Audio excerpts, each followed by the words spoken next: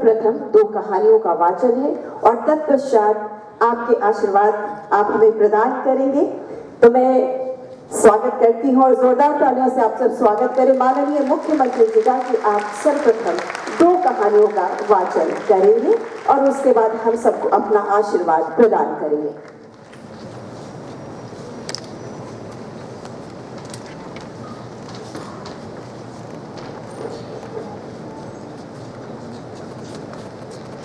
माननीय उप मुख्यमंत्री श्री सुशील कुमार मोदी जी,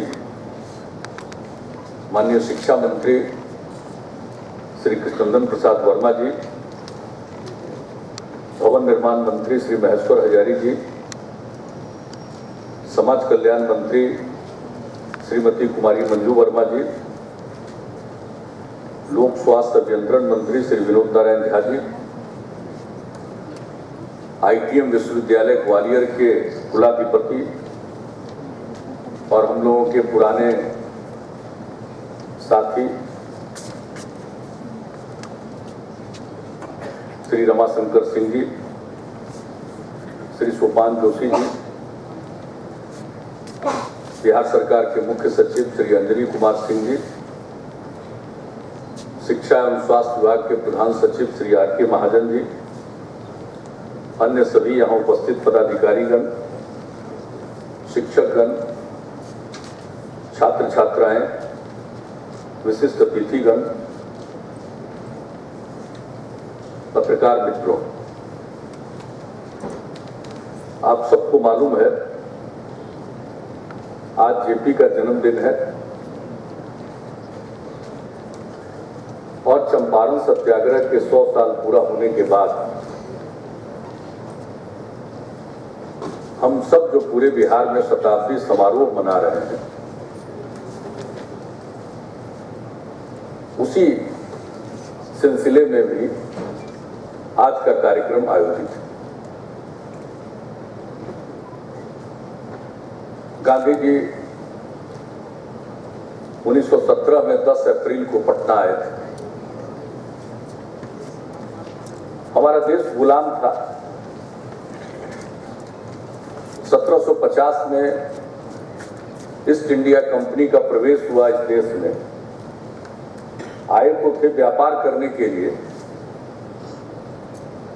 लाभ कमाने के लिए, लेकिन धीरे धीरे उनका जाल इतना फैलता चला गया तो एक तरह से इस देश पर राज करने लगे और हम सबों को भारतवासियों के बीच में फूट डालकर राज करने लगे। और जब 1857 का विद्रोह हुआ तो उसके बाद तो ब्रिटिश सरकार ने बाजाबता हिंदुस्तान को अपने कब्जे में ले लिया और उनकी हुकूमत चल पड़ी। लगभग 200 साल तक हमारा देश गुलामी के दंश को झेलता रहा और उसी सिलसिले में आजादी के लिए हमारे अनेक नायकों ने, महानायकों ने संघर्ष किया, लेकिन अंततोगत्वा जो देश की आजादी की लड़ाई हुई वो बापू के नेतृत्व में हुई और उन्होंने सबों को अहिंसा का पाठ पढ़ाया। सत्याग्रह के जरिए अंग्रेजों को भारत छोड़ने के लिए मजबूर कर दिया। और गांधी जी के जीवन के बारे में हमारे पूर्व वक्ताओं ने बहुत ही महत्वपूर्ण बातों की चर्चा कर दी है, मैं उनको दोहराना नहीं चाहता। लेकिन आप कल्पना करिए, एक साधारण व्यक्ति के रूप में उनका जीवन प्रारंभ हुआ और किस तरह से अपने जीवन में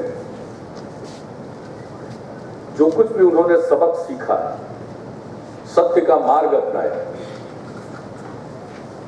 उनके छात्र जीवन में जब वो स्कूल में पढ़ते थे तो एक इंस्पेक्टर थे शिक्षा के, वो आए हुए थे इंस्पेक्शन करने, निरीक्षण करने और ये देखने के लिए कि लड़कों का क्या ज्ञान है, क्या पढ़ाई हो रही है। तो कुछ शब्द लिखने के लिए सबको कहा गया और शिक्षक लोग थे, वो चाहते थे कि हमारे स्कूल की प्रशंसा हो तो सबको चाहते थे कि सब सही सही उसकी स्पेलिंग लिखे, हिज्जे लिखे, तो सब ठीक लिख रहा था। गांधी जी एक शब्द का स्पेलिंग गलत लिख रहे थे, तो शिक्षक ने बहुत कोशिश की कि बगल वाले का नकल करके सही कर लो।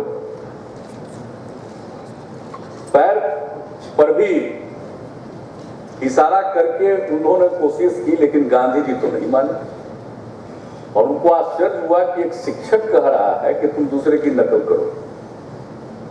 शिक्षक के प्रति उनके मन में सम्मान का भाव नहीं रहता, लेकिन शिक्षक की इस बात को उन्होंने नहीं स्वीकार किया और पूरे क्लास में अकेले गांधी जी थे जिनका एक शब्द का हिज्जे गलत, स्पेलिंग गलत।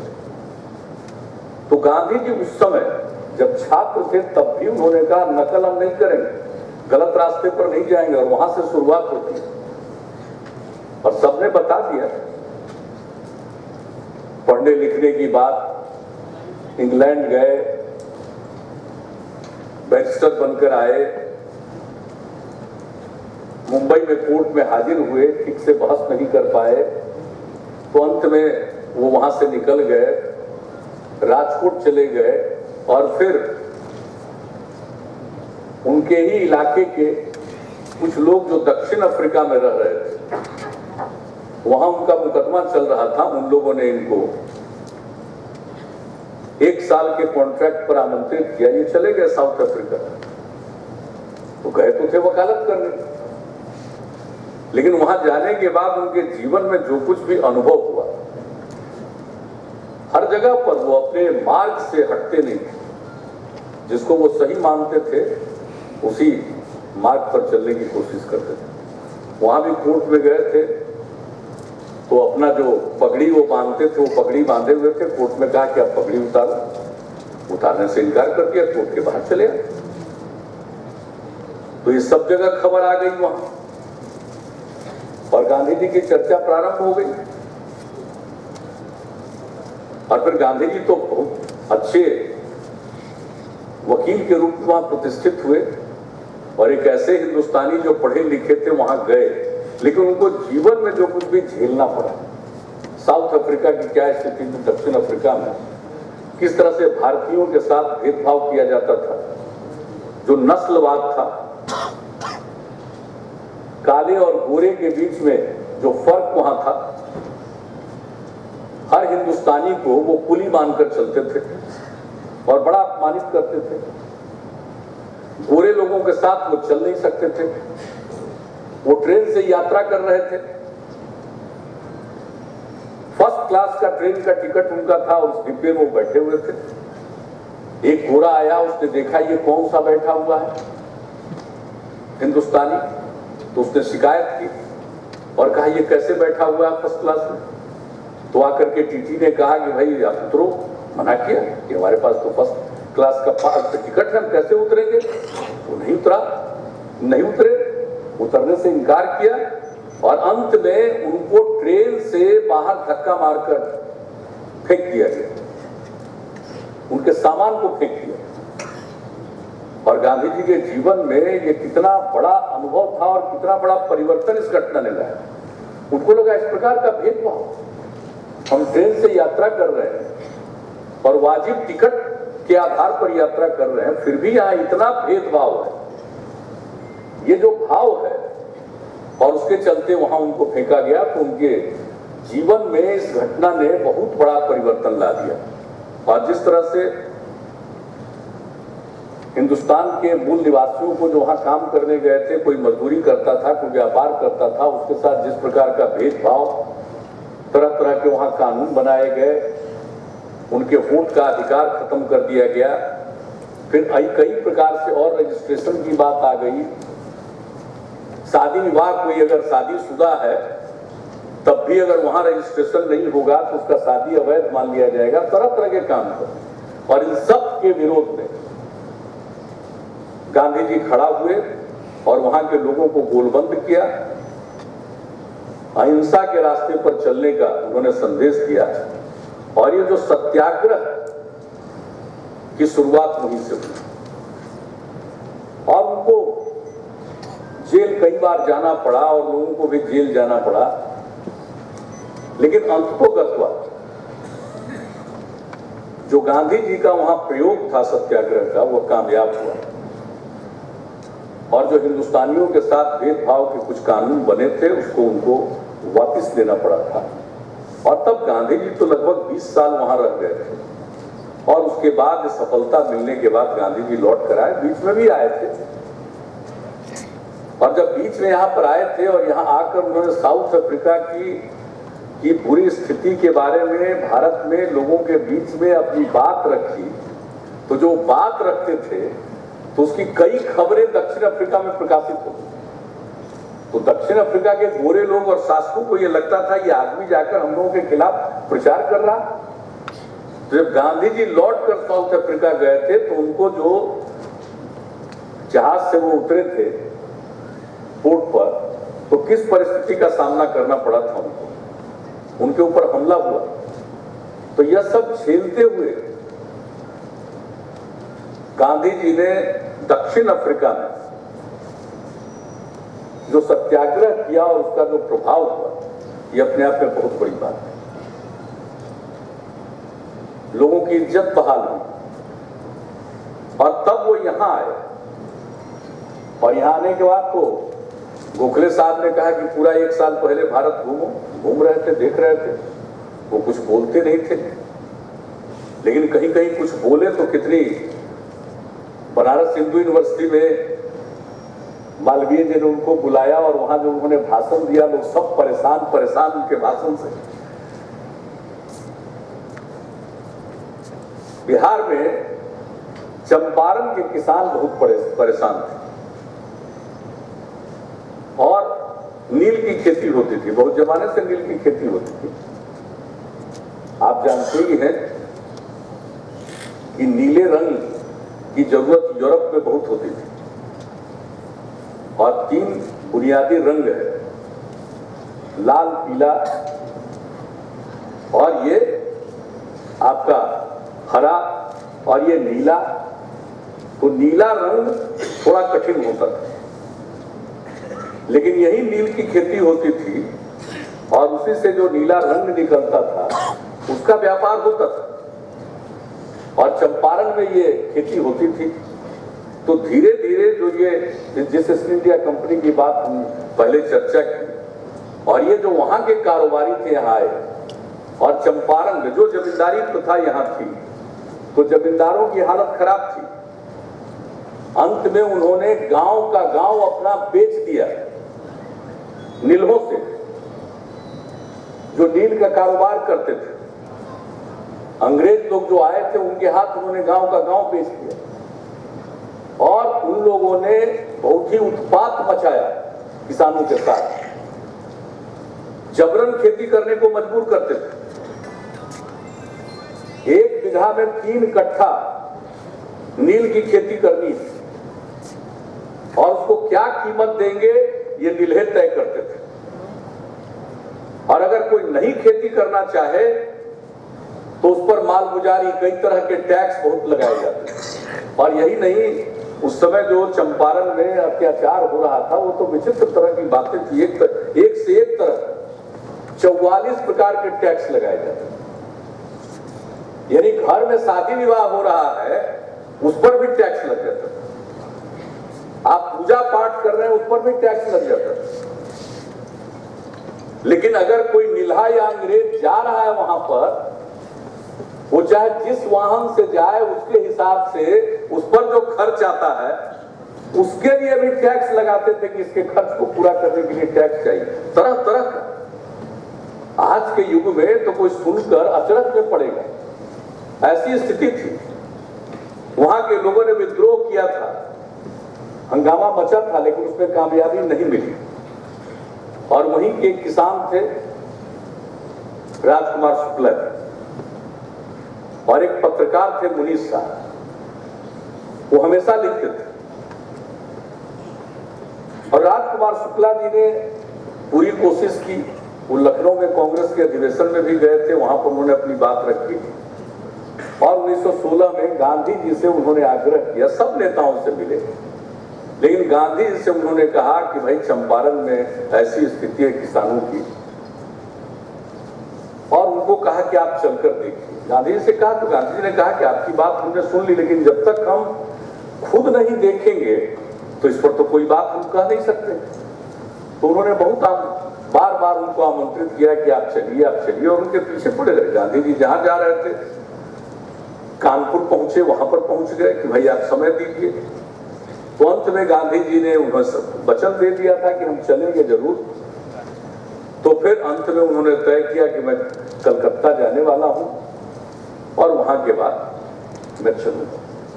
वही 10 अप्रैल 1917 को राजकुमार शुक्ला जी उनको पटना लेकर आए और पटना लेकर आए और उनको उस समय के बहुत बड़े वकील राजेंद्र बाबू, जो देश रत्न राजेंद्र प्रसाद कहलाए और इस देश के प्रथम राष्ट्रपति बने, उनके घर पर उनको लेकर गए। राजेंद्र बाबू तो खुद थे नहीं घर पर। उनके घर में उनके जो परिचारी थे वो किसी को पहचानते नहीं थे, इनके साथ ठीक ठाक व्यवहार नहीं किया, न अंदर के शौचालय का इस्तेमाल करने दिया, न कुएं के उस पोर्शन में नहाने की इजाजत दी। बहुत परेशानी में थे। तो गांधी जी को याद आया, उनके साथ लंदन में पढ़े थे बदरुल हक साहब, उनके पास उन्होंने एक पत्र भेजा। राजकुमार शुक्ल जी वहां गए और बदरुल हक साहब को मालूम हुआ कि आए हुए हैं मोहनदास गांधी जी यहाँ पर। वो तुरंत गाड़ी लेकर आए, उनको घर पर ले गए। वो तो चाहते थे उनके यहाँ रुके, लेकिन उन्होंने कहा कि नहीं, मुझे तो चंपारण जाना है। तो फिर उन्होंने सुझाव दिया कि मुजफ्फरपुर जाइए और उसी दिन 10 अप्रैल को ही वो मुजफ्फरपुर के लिए रवाना हुए राजकुमार शुक्ला जी के साथ। और मुजफ्फरपुर में उन दिनों कृपलानी जी थे, वो जो अभी लंगट सिंह कॉलेज है, उस समय क्या जीबीवी कॉलेज या क्या नाम था उसका, वहां वो पढ़ाते थे। छोड़ भी दिया था उन्होंने, लेकिन वहां थे। उनको टेलीग्राम किया गया तो कृपलानी जी ने अपने कॉलेज के स्टूडेंट्स को कहा कि अरे भाई गांधी जी आ रहे हैं। 1 बजे रात में वो पहुंचे और उनका स्वागत करने के लिए लोग रेलवे स्टेशन पर गए और वहां से लोग लेकर उनको चले और जिस गाड़ी पर लेकर चलने लगे उनको, उसको वहां के छात्र अब खुद ही आगे उसको खींच कर ले जाने लगे। गांधी जी को ये ठीक नहीं लग रहा। तो गांधी जी का जबरदस्त स्वागत वहां हुआ। मुजफ्फरपुर गए, लोगों से उन्होंने समझने की कोशिश की कि चंपारण में आखिर हो क्या रहा है। वहां के कई वकीलों से मिले और शुरू में तो कॉलेज कैंपस में प्रिंसिपल के यहाँ रहे थे, लेकिन सबको तो डर लग रहा था कि गांधी जी यहाँ पर आ गए हैं फिर तो बड़ी कार्रवाई होगी। फिर एक वकील साहब के यहाँ वो गए, वहां रहे और 3-4 दिनों के अंदर उन्होंने सब कुछ समझने की कोशिश की। वकीलों ने उनको बताया। तो जो ये नीलहे थे, उनकी जो कमेटी थी उसके सेक्रेटरी से भी मिले, वो मुजफ्फरपुर में रहते और तिरहुत के कमिश्नर से भी मिले और कहा कि भाई हम तो आए हैं यहाँ की स्थिति को जानने के लिए और आपका भी सहयोग चाहिए आपको। तो उन्होंने कहा कि भाई आप कहां से आ गए, यहाँ का क्या मतलब है आपका। दोनों का व्यवहार ठीक नहीं था और जो कमिश्नर का व्यवहार था वो तो और था कि भाई आप यहाँ कैसे आ गए। और नीलों के सेक्रेटरी ने तो उनको कहा कि आप तो बाहरी आदमी। तो गांधी जी की मान्यता थी हम बाहरी कैसे, हम तो इसी देश के निवासी हैं और लोगों ने मुझको बुलाया है यहाँ के हालात को जानने और समझने के लिए आए, तो हम बाहरी कैसे। तो फिर जो 3-4 दिनों के अंदर उन्होंने सब बातों को जाना समझा लोगों के माध्यम से, तो फिर वहां से तय किया कि अब देर करने की जरूरत नहीं है। संभव है इन लोगों के मन में जो बात आ रही है मेरे आगमन को लेकर, और दक्षिण अफ्रीका में जो गांधी जी की भूमिका थी उसको लेकर अधिकारी गण और अंग्रेज लोग तो जानते थे। तो उनको लगा कि कहीं यहीं से आगे हम लोगों को उनको बढ़ने न दे, इसलिए गांधी जी ने कहा कि भाई हम जल्दी से जल्दी चलें चंपारण। तो ही मोतिहारी गांधी जी गए 15 को और जैसे ही वहां पहुंचे, वहां उनको मालूम हुआ कि बगल में एक जगह किसान पर अत्याचार हुआ। तो अगले दिन सुबह वहां चले, हाथी पर सवार होकर चले, लेकिन रास्ते में ही उनको नोटिस थमाया गया कि आपको पहली गाड़ी से चंपारण छोड़ देना है, आप निकल कर जाइए। अब बाकी लोगों को गांधी जी ने कहा कि भाई आगे आप चले जाइए उस गांव में, देखिए वहां की स्थिति को, और वो लौट कर आ गए। फिर उनको लगा कि अब ये तो करेंगे। तो 18 अप्रैल को गांधी जी की पेशी हो गई वहां के सब डिविजनल मजिस्ट्रेट की कोर्ट में, और उन पर आरोप था। तो एक से एक वकील उनके साथ थे, और ये सब वकील लोग तैयार हुए। हम तो गत्वा जब मुजफ्फरपुर पहुंचे, उन्होंने हालात बताए और सब उनके साथ चलने लगे, वहां की स्थिति का अध्ययन करने जा रहे थे। तो इतने वकील, खुद भी वकील, लेकिन उन्होंने सिर्फ कोर्ट में खड़ा होकर के अपना एक वक्तव्य दे दिया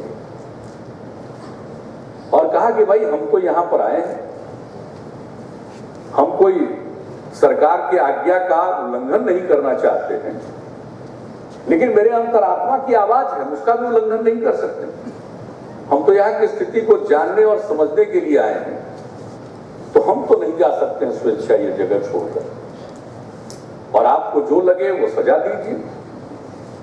उन्होंने अपने आप को डिफेंड नहीं किया और कहा कि यह जुर्म है तो मैं इसे कबूल करता हूं, और जो भी सजा देनी है वो दीजिए। वहां के तो मजिस्ट्रेट और अधिकारी लोग सब परेशान है कि अब करें क्या। ये आदमी तो खुद ही धारा 144 के अंतर्गत जो मुकदमा दायर किया गया तो खुद मंजूर कर लिए कि हमने जो कुछ भी किया है तो जानबूझ कर किया है और हम इसको कबूल करते हैं। तो उन लोगों की हालत बड़ी खराब हो गई। तो अंत में बड़े परेशानी में पड़े। तो कहा गांधी जी को कि ठीक है,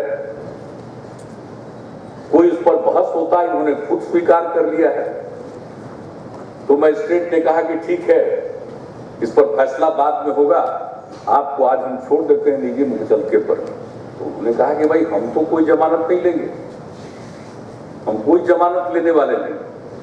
तो मजिस्ट्रेट ने खुद मुचलका भर के उनको वहां से छोड़ दिया बाहर जाने के लिए। और जो वक्तव्य दिया गांधी जी, वही मूल चीज है। और जो कुछ भी उन्होंने कहा कि भाई हम जो कर रहे हैं इसको स्वीकार कर रहे हैं, हम आदेश की अवहेलना नहीं करना चाहते हैं, लेकिन इस आदेश से भी जो अंतरात्मा की आवाज है वो बहुत बड़ा आदेश है, उसको मानते हुए हम तो आगे अपना काम जारी रखेंगे और अपनी इच्छा से हम नहीं छोड़ेंगे, चंपारण वापस नहीं जाएंगे। तो अपने आप में वो वक्तव्य इतना ऐतिहासिक है और इतना महत्वपूर्ण है कि इस देश में जो आजादी की लड़ाई लड़ी गई और चंपारण सत्याग्रह का जो अभियान चला, और अंत में तो अंग्रेजी सरकार को झुकना पड़ा और मुकदमा वापस लेना पड़ा। और न सिर्फ मुकदमा वापस लिया, बल्कि डीएम वगैरह ने सूचित किया कि भाई हम लोग सहयोग भी करेंगे। तो गांधी जी तो चाहते थे। और उसके बाद गांधी जी ने लोगों से मिलना शुरू किया, लोगों के बयान दर्ज करने शुरू किए, और इस काम से ही इतनी जागृति आ गई और इतने लोग संगठित हो गए कि ऐसी परिस्थिति उत्पन्न हुई कि अंत में अंग्रेजी हुकूमत को उस परिस्थिति को देखते हुए, और जो लोगों का इसको व्यापक समर्थन मिल रहा था और जो चीजें बाहर आ रही थी, प्रकाश में आने लगी कि क्या क्या अन्याय और अत्याचार इन लोगों पर हुआ, तो वैसी स्थिति में अंत में अंग्रेजी हुकूमत को कमेटी बनानी पड़ी जांच के लिए। और उस कमेटी में गांधी जी भी रहे, और उस कमेटी की रिपोर्ट आ गई, और रिपोर्ट के आधार पर उस समय के काउंसिल में कानून बना, चंपारण एग्रीरियन एक्ट, और उसके हिसाब से जो तिनकठिया प्रणाली थी वो बंद किया गया, और किसानों के ऊपर जो अनेक प्रकार के टैक्स और ये सब कुछ लगाए गए थे, उससे उनको छुटकारा मिला। तो ये मामूली बात नहीं हुई है। और गांधी जी जब चंपारण आए तो यह अभियान तो उन्होंने चलाया, लेकिन जो कुछ भी वहां देखा उन्होंने, 2-3 बातें थी बहुत महत्वपूर्ण। एक तो महत्वपूर्ण यह है कि उनके साथ इतने बड़े बड़े वकील सब लग गए और सारे लोग उनके साथ मिलकर काम कर रहे थे, लेकिन वो इतने बड़े बड़े वकील थे कि वो उनकी जो फी थी, उनकी जो कमाई थी, वो तो अद्भुत थी, हजारों में थी। ऐसे वकील सब लोग थे उनके साथ, और ठाट से जीवन जीते थे। और उस समय जो छुआछूत और जाति पात सब जो था, अब जितने वकील थे जो उनके साथ काम करते थे, उनके सेवक उनके साथ, रसोइया उनके साथ, सब लोग उनके साथ जा रहे हैं, सबका खाना अलग बन रहा है, ठाट बाट से रहते थे, गांधी जी की सहायता करते थे। ये गांधी जी ने देखा और कहा कि ये ठीक नहीं है, और फिर अलग अलग खाना बंद हुआ बनना, और उन्होंने लोगों को समझाया और सबका खाना एक साथ बनने लगा, और उसमें पैसा भी कम खर्च होता था। तो अपने जो लोग उनका साथ देने के लिए आए, सबसे पहले उनके बीच उन्होंने सुधार लाया। वो सब लोग उनके साथ काम कर रहे थे जरूर, लेकिन उनके अंदर की जो भावना थी, जो उनका व्यवहार था, वो जो छुआछूत से प्रभावित सब कुछ था, तो उसे छुटकारा दिलाया और एक साथ सबका भोजन बनने लगा, एक साथ रहने लगे। यह सब परिवर्तन गांधी जी ने उन लोगों के बीच में लाया। और यही नहीं, जब गांधी जी घूमते थे, कहीं जाते थे, तो उन्होंने देखा कि चारों तरफ बिल्कुल गंदगी है, कुआं के नजदीक गंदगी है, घर में गंदगी है, रास्ते पर इतनी गंदगी है। और दूसरा, उन्होंने देखा कि लोगों को कोई पढ़ने लिखने का कोई इंतजाम नहीं है, शिक्षा की उन्होंने देखा कमी। तो इन सब चीजों का असर, स्वच्छता का, शिक्षा का, स्वास्थ्य के प्रति कोई जागृति नहीं। तो एक तरफ चंपारण सत्याग्रह हुआ और दूसरी तरफ लोगों को उन्होंने इस प्रकार से प्रेरित किया, और गांधी जी ने 6 स्कूल खोले चंपारण। ये तो एग्रेरियन कमेटी बनी और सब कुछ, एक वातावरण बदल गया, और एग्रेरियन कमेटी की रिपोर्ट के आधार पर जो घोषणा हो गई और बाद में कानून बना, कानून तो लागू भी हुआ, लेकिन 1918 में लागू हुआ, लेकिन उससे एक वातावरण बदल गया। तो गांधी जी फिर भी कई जगह, सबसे पहला स्कूल उन्होंने स्थापित किया बड़हरवा लखन सेन। मैं अपने को सौभाग्यशाली मानता हूं कि हम बड़हरवा लखन सेन जाकर उस स्कूल को देख चुके। भितिहरवा, और भितिहरवा में तो कस्तूरबा गांधी वहां रहे। तो इस तरह से 6 स्कूल उन्होंने खुद बनाए। यहां तो पढ़ाने वाला कोई टीचर नहीं, शिक्षक नहीं थे, तो सब उन्होंने आग्रह किया और बाहर से पढ़ाने के लिए लोग आए। तो हर क्षेत्र में, स्वच्छता के क्षेत्र में, और लोगों को लगाया, अगर लोग गंदगी साफ नहीं कर रहे हैं तो दूसरे लोग उस गांव में गए, वहां की गंदगी को साफ करने लगे। तो लोगों के मानस में ये बात आने लगी कि साफ सफाई पर ध्यान देना चाहिए। तो गांधी जी ने न सिर्फ चंपारण सत्याग्रह के जरिए चंपारण के किसानों के तकलीफ को कम किया, बल्कि उनके जीवन में यह संदेश भी दिया, स्वच्छता का संदेश, शिक्षा का संदेश, और उसके साथ साथ स्वास्थ्य के प्रति जागृति का। तो यह सब कुछ गांधी जी ने किया। और इसके बाद तो मत पूछिए, जो चंपारण में सत्याग्रह हुआ, उसने तो देश की आजादी की लड़ाई का जो अभियान चला, आजादी की लड़ाई तो बहुत दिनों से हो रही थी, और उस समय की जो कांग्रेस पार्टी थी, सम्मेलन होता था, प्रस्ताव पारित होते, लेकिन कुछ उसके आगे तो नहीं हो पाता था। लेकिन चंपारण सत्याग्रह ने ही बुनियाद दी, और 1917 में चंपारण सत्याग्रह हुआ, और समझ लीजिए गांधी जी का किस प्रकार का काम और जनमानस पर कितना बड़ा प्रभाव कि 30 साल के अंदर 1947 में देश आजाद हो गया। तो ये बापू का काम, ये गांधी जी का काम, और उन्होंने लोगों को सिखाया, अंतरात्मा की आवाज सुनो, सद्भावना। और गांधी जी को क्या क्या नहीं झेलना पड़ा है आगे की। जब देश बंट रहा था तो किस प्रकार से सांप्रदायिक उन्माद आया, हर जगह गांधी जी गए सद्भावना स्थापित करने के लिए, अनशन किया। गांधी जी को खुद भी कितना झेलना पड़ा, लेकिन इन सब चीजों के बावजूद वो लोगों के बीच में काम करते रहे, और अंत में क्या हुआ तो आप तो जानते हैं, उनकी तो हत्या कर दी गई। लेकिन गांधी जी की हत्या जरूर कर दी गई, लेकिन इस देश में और इस दुनिया में गांधी जी के विचारों की हत्या कभी नहीं की जा सकती। यह सबसे बड़ी बात है।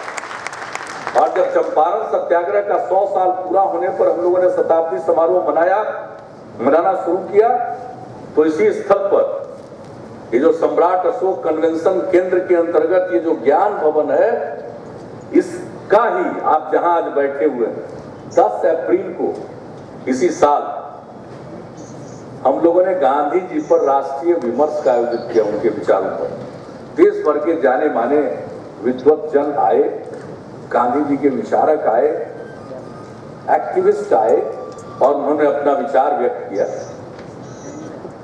और 17 अप्रैल को श्री कृष्ण स्मारक भवन में हम लोगों ने देश भर के स्वतंत्रता सेनानियों को सम्मानित किया। उसमें तत्कालीन राष्ट्रपति जी भी आए थे। तो सब काम, और फिर 11 अप्रैल को मुजफ्फरपुर में, 18 अप्रैल को मोतिहारी में पदयात्रा, जहां गांधी जी 16 अप्रैल को जा रहे थे, रास्ते से उनको लौटना पड़ा वो पदयात्रा। और फिर वो गए, जब आज जो पश्चिम चंपारण का हिस्सा है बेतिया से, तो राजकुमार शुक्ला जी के घर को उजाड़ दिया गया था, वो भी देखने के लिए गांधी जी गए। हम लोग उस स्थल पर भी गए और हम लोगों ने तय किया कि गांधी जी के चंपारण सत्याग्रह समारोह का हम आयोजन करेंगे, लेकिन उसका मकसद है गांधी जी के विचारों को हम जन जन तक पहुंचाएं। हम अपनी नई पीढ़ी के मन में अगर गांधी जी के विचारों के प्रति जागृति पैदा कर देते हैं और वो जागरूक हो जाएंगे, और एक बार गांधी जी के विचारों के प्रति मन में आकर्षण का भाव पैदा होगा, तो ये बहुत बड़ी बात होगी, समाज में परिवर्तन लाएगा। इसलिए हम लोगों ने उसी हिसाब से अनेक कार्यक्रमों को निर्धारित किया और उसी सिलसिले में हम लोगों ने यह तय किया कि हम लोग हर स्कूल में गांधी जी पर कथा वाचन कराएंगे। अब गांधी जी का जो विचार है, गांधी जी का तो काम है, गांधी जी ने क्या कहा था, मेरा जीवन ही मेरा संदेश है। जो उनका विचार है वो उनके काम से निकलता है। उनके विचार कभी मौखिक नहीं रहे कि मुंह से कोई बात बोले, कहा उन्होंने, जो उन्होंने किया, करके दिखाया, वही उनका विचार है। इसलिए गांधी जी ने स्वयं कहा था कि मेरा जीवन ही मेरा संदेश है। तो गांधी जी ने जो कुछ भी किया उसको अगर हमारी नई पीढ़ी के लोग उसको ठीक से जान जाए, सहज ढंग से जान जाए, आज भी गांधी जी पर साहित्य की पुस्तकों की कोई कमी नहीं है। बहुत बड़ी संख्या में पुस्तक उपलब्ध है एक एक चीज के बारे में, लेकिन हम लोगों ने सोचा कि हम अपने स्कूल के बच्चे बच्चियों को सिखाएंगे, गांधी जी के बारे में बताएंगे। और उसके लिए जो प्राइमरी स्कूल, मिडिल स्कूल में पढ़ रहे हैं उनके लिए एक तरह से, और फिर अगर हाई स्कूल में पढ़ रहे हैं उनको दूसरी तरह से, कुछ कुछ कहानियों को संग्रहित करके उनको एक एक दिन कथा वाचन कराया जाए, तो लोग उस कहानी के चलते, और कहानी ऐसी होनी चाहिए कि लोगों को वो समझ में आए, ऐसी सरल और सहज भाषा होनी चाहिए कि हमारे बच्चों को समझने में कोई असुविधा न हो और उसके पीछे का जो मर्म है उसको वो ग्रहण कर सके। तो इस दृष्टिकोण से बड़ा मेहनत हुआ है। तो हमारे सोपान जोशी जी यहाँ पर मौजूद हैं, मैं उनको इस बात के लिए धन्यवाद देता हूँ कि उन्होंने बड़ी भूमिका निभाई। रमाशंकर जी को, ये हम लोगों के देशी आंदोलन के सहयोगी, अब बड़ा भारी यूनिवर्सिटी इन्होंने बना लिया है अपना ग्वालियर में। हम इनके यूनिवर्सिटी जाकर देख चुके हैं। फिर इनको भी हमने राष्ट्रीय विमर्श में आमंत्रित किया और कहा कि इसकी तैयारी कीजिए। तो अपने यूनिवर्सिटी के लोगों को बुलाकर भी यहाँ के आयोजन में उन्होंने अच्छी खासी भूमिका निभाई। तो उसी समय हमने कहा कि भाई गांधी जी का कथा वाचन कराएंगे तो कहानियों का संकलन और संग्रहण तो होगा, तभी तो हम उन कहानियों को पहुंचाएंगे। तो फिर इन्होंने किया, और सोपान जोशी जी, इनके पिताजी प्रभात जोशी जी को कौन नहीं जानता है, देश के वरिष्ठ लेखक और पत्रकार में। हम जब एमपी थे तो उनसे बराबर मिलते रहते थे, बहुत सारी बात। वो आज हमारे बीच नहीं है, तो आज इनको ये जिम्मेवारी दी गई। और जो मूल रूप से, भावनात्मक रूप से, वैचारिक रूप से गांधी जी के प्रति समर्पित लोग हैं, तो यही गांधी जी के एक एक पहलू को ध्यान में रखते हुए कहानियों का लेखन, उसका संग्रह करके और लोगों के बीच में पहुंचाएंगे। हमने कहा कि भाई किताब छपने में देर हो रही है, अभी हाई स्कूल वाली किताब का संग्रह तो हो गया, लेकिन जो प्राइमरी और मिडिल स्कूल के लिए जो किताब है उस पर अभी काम चल ही रहा। तो आखिर हम लोग कितने, तो हमने कहा कि भाई किताब छपवाइए या बाद में, अब सीधे जो कहानियां बनी है उसको एक एक कहानी को लेकर अब इसको स्कूलों को भेजिए और ये कथा वाचन शुरू। और मैं आज भी कहूंगा, अब ये किताब का प्रकाशन आपका होता रहेगा। ये सब तो सरकारी क्षेत्र में कोई भी काम करिएगा तो जानते ही हैं, उसके बहुत सारे नियम हैं, हर चीज के लिए टेंडर होगा, वो फाइनलाइज होगा, उसमें कहीं कोई बात आ जाएगी तो फिर दोबारा होगा, तो इस सब में तो समय लगेगा ही। और हम लोग ये भी नहीं कह सकते कि फला से छपवा लो, ये कौन चक्कर में पड़े। तो इसलिए वैसी स्थिति में हम यही कहेंगे कि एक एक कहानी को एक एक पृष्ठ पर, जैसे आपने इन 2 कहानियों को आज जिसका वाचन होने वाला है उसको जिस तरह से आपने प्रिंट किया है, उसी तरह से एक एक कहानी को प्रिंट करके हर स्कूल में 4-4, 5-5 कॉपी भिजवा दीजिए हर कहानी का, और उसी से वाचन करें। किताब छप जाए तो हर स्कूल में 10-10 किताब पहुंचवा दीजिए, जितनी लाइब्रेरी है सब में पहुंचवा दीजिए और बच्चों को प्रिंट करिए कि उसको वो पढ़े। और उसके बाद जब छपेगा तो हम लोगों को बंटवाएंगे भी, जो खूब अच्छा पढ़ेगा उसको हम लोग बंटवाएंगे, प्रिंट करेंगे। तो इस तरह से वो काम हो, तो नए सिरे से ये शुरू करिए। और आज का दिन का जो चयन किया गया, हमने कहा भाई जेपी का जन्मदिन है, इससे अच्छा और कौन दिन हो सकता है। तो जेपी के जन्मदिन से आज इसकी शुरुआत हो रही है और गांधी जी का कथा वाचन और बापू आपके द्वार। दूसरा संकल्प हम लोगों का क्या था कि हम लोग घर घर बापू के विचार को पहुंचाएंगे, बापू आपके द्वार का। और उसके लिए बापू आपके द्वार का जो अभी विमोचन हुआ है, ये गांधी जी के जो विचार हैं, गांधी जी की तरफ से ही एक तरह से उनके जो विचार हैं उसको इसमें अंकित करके इसको प्रिंट किया गया है। और ये गांव-गांव हमारे साक्षरता कर्मी जाएंगे और घर घर दस्तक देकर इसको सुनाएंगे और लोगों के बीच में वितरित करेंगे कि आप सुनिए और इसको अपने घर में संजो कर रखिए। ये गांधी जी का इतना संक्षिप्त एक एक चीज के बारे में, गांधी जी के जो विचार हैं उन सब चीजों के बारे में क्या क्या गांधी जी ने कहा। 7 सामाजिक बुराइयां, सिद्धांत रहित राजनीति, परिश्रम रहित धनोपार्जन, बिना मेहनत के माल कमाने लगे लोग। आप सोच लीजिए, अरे पैसा बनाओ, मेहनत करके धन कमाओ, बुरा नहीं है, लेकिन बिना मेहनत के धन कमाओ।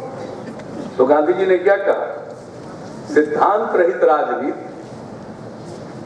परिश्रम रहित धनोपार्जन, विवेक रहित सुख। सुख में जी रहे हैं, विवेक है नहीं। चरित्र शून्य ज्ञान, बहुत लोग अपने आप को बड़ा विद्वान मानते हैं, बहुत ज्ञानी होंगे, लेकिन अगर ज्ञान के अनुरूप आपका चरित्र नहीं है तो इसको भी सामाजिक बुराई गांधी जी मानते हैं। चरित्र शून्य ज्ञान, सदाचार रहित व्यापार, व्यापार करिए और नियम और उनका पालन मत करिए, सदाचार नहीं रखिए, वो व्यापार भी गलत है। संवेदना रहित विज्ञान, विज्ञान में संवेदना होनी चाहिए। वैराग्य विहीन उपासना, पूजा करने बैठ जाइए मंदिर में, अब मन में वैराग्य का भाव है ही नहीं, तो जो दिखावे के लिए पूजा है। वैराग्य रहित उपासना, इन सामाजिक बुराइयों से बचो। गांधी जी ने 7 सामाजिक बुराइयों की चर्चा की और एक एक चीज के, जिस परिवर्तन को तुम दुनिया में देखना चाहते हो उसकी शुरुआत खुद से करो। जो आप चाहते हैं दुनिया में हो तो शुरुआत खुद से कीजिए।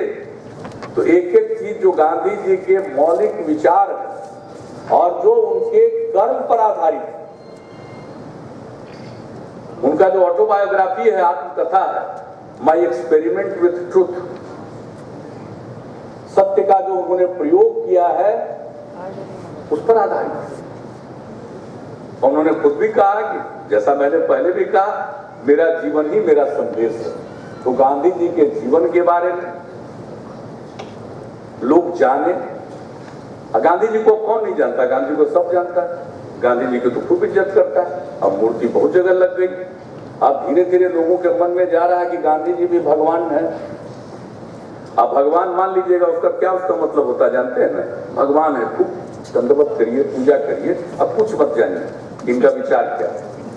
अरे गांधी जी इंसान है, उन्होंने जो किया है उससे सबक सीखिए, जो कहा है उसका अनुपालन कीजिए।